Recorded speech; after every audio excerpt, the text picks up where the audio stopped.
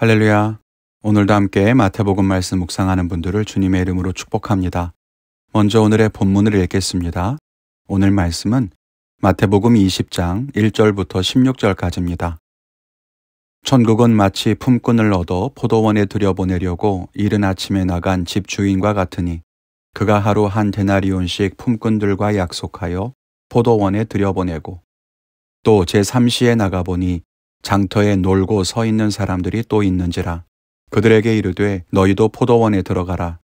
내가 너희에게 상당하게 주리라 하니 그들이 가고 제6시와 제9시에 또 나가 그와 같이 하고 제11시에도 나가보니 서 있는 사람들이 또 있는지라 이르되 너희는 어찌하여 종일토록 놀고 여기 서 있느냐.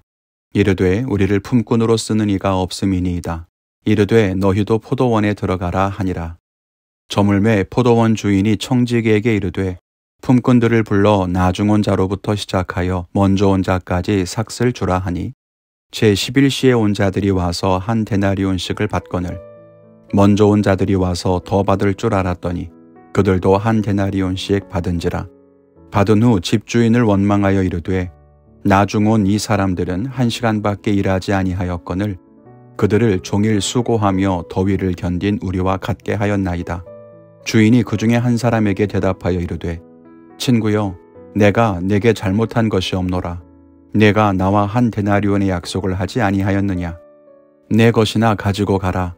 나중 온 이 사람에게 너와 같이 주는 것이 내 뜻이니라. 내 것을 가지고 내 뜻대로 할 것이 아니냐. 내가 선함으로 네가 악하게 보느냐. 이와 같이 나중된 자로서 먼저 되고 먼저 된 자로서 나중되리라. 아멘. 오늘 본문을 읽으면 인력시장의 모습이 떠오릅니다. 포도원의 주인이 품꾼을 구하러 아침에 나가서 사람들을 부릅니다. 하루에 한 데나리온을 주겠다고 하고 일꾼을 부른 거죠. 지난 묵상에서 이 데나리온이 일꾼들이 하루 받는 품삯 정도라고 했으니까 적당한 수준의 일당을 받는 것입니다. 그런데 주인이 3시에 나가보니 아직 일을 잡지 못해서 서성이는 사람을 보게 된 것입니다. 그래서 주인이 다시 일꾼을 불러다가 자기의 포도원에서 일하게 합니다. 6시에도 9시에도 그랬고 심지어는 하루가 거의 저물어가는 11시에도 놀고 있는 사람들을 데려다가 일을 시킵니다. 그리고 하루가 끝나고 일당을 정산할 때 늦게 온 사람부터 정산을 하는데 한 데나리온을 준 것입니다. 그러니 먼저 와서 일을 많이 한 사람들은 기대감이 생기는 거죠. 나는 저 사람보다 더 많이 일했으니 더 많이 받겠구나. 그런데 그들의 이런 생각은 무참히 깨지고 말았습니다. 그냥 한 데나리온만 주는 겁니다. 오늘 함께 말씀을 묵상하면서 은혜를 나누기를 원합니다. 첫째는 내게 주신 은혜에 감사하라는 것입니다. 주인의 말은 분명합니다.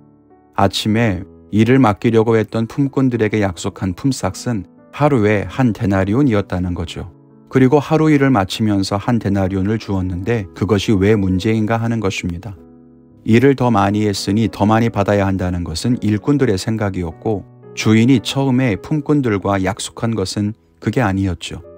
그러면 일찍 온 품꾼들도 자기의 몫을 받은 것이고 나중에 온 품꾼들도 자기의 몫을 받은 것입니다. 그것은 주인이 정한 것이고 품꾼들에게 약속한 것을 어긴 것이 아니에요. 그런데 우리도 처음 온 품꾼과 같은 마음을 가질 때가 있습니다. 나보다 일을 더 안 한 사람이 더 큰 은혜를 받는 것을 보면 시샘하게 되고 하나님을 향해 불편한 마음을 갖게 됩니다. 다른 사람들보다 내가 더 헌신하고 더 많이 봉사했는데 왜 내게 더 많은 은혜를 부으시지 않는가 그렇게 생각할 때가 있습니다. 그러나 우리는 내게 주신 은혜에 만족하며 감사해야 합니다. 은혜는 비교하는 것이 아니라 감사해야 하는 것입니다. 하나님께서는 우리에게 정하신 은혜를 정확하게 부어주십니다. 그러므로 우리는 그 은혜에 감사하고 다른 사람이 하나님께 은혜 받는 것에서 자유할 수 있어야 합니다. 또 입장을 바꿔 반대로 생각해 본다면 우리가 은혜 받는 것을 보며 우리보다 먼저 온 품꾼들은 또 시샘할 수 있겠다는 것도 생각해 봐야겠죠. 우리는 내가 신앙생활을 오래 했다고 생각할 수 있지만 사실 11시에 일하러 온 사람이나 다를 바가 없습니다.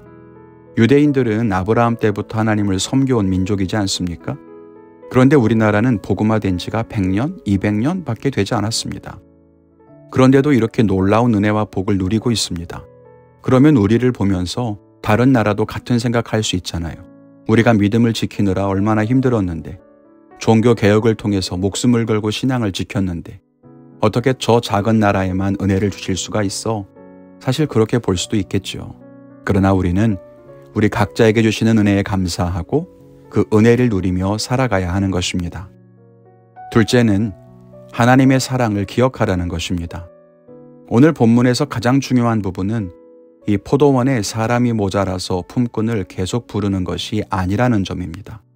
주인이 인력시장에 나가서 일꾼을 처음 불렀을 때 이미 주인은 자기 포도원에 몇 명의 일꾼이 필요한지 분명히 알고 있었습니다. 그래서 그만큼 사람을 부른 거예요. 그런데 시간이 지나서 3시에 나가도 6시, 9시에 나가도 사람들이 놀고 있으니 그들에게 일자리를 마련해 주려고 포도원으로 부른 겁니다. 하루 일해서 일당을 받지 않으면 생계가 어려우니까요.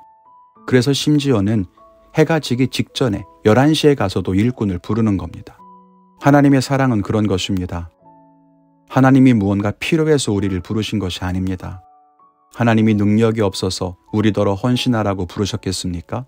아닙니다. 우리에게 은혜를 주시려고, 하나님 나라에서 일하면서 그에 합당하게 부어주시는 복을 얻으라고, 그래서 놀고 있는 우리를 부르시는 것입니다. 그런데 우리는 우리가 대단히 바쁘고 능력 있는 사람인 줄 알고 하나님의 부르심을 거절할 때가 있습니다. 어리석은 모습이죠.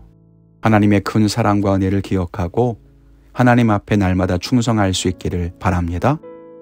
오늘 저는 맡기신 일을 충성하며 기쁘고 감사한 마음을 지키기로 결단합니다. 내가 잘나서 부르신 것이 아니요, 내게 데나리온을 주시려고 부르신 것을 기억하면서 최선을 다해 충성하는 하루를 보내겠습니다. 여러분의 결단은 무엇입니까? 주님을 위해 귀한 삶을 살아가시는 여러분들을 축복합니다. 주 안에서 승리하십시오. 감사합니다.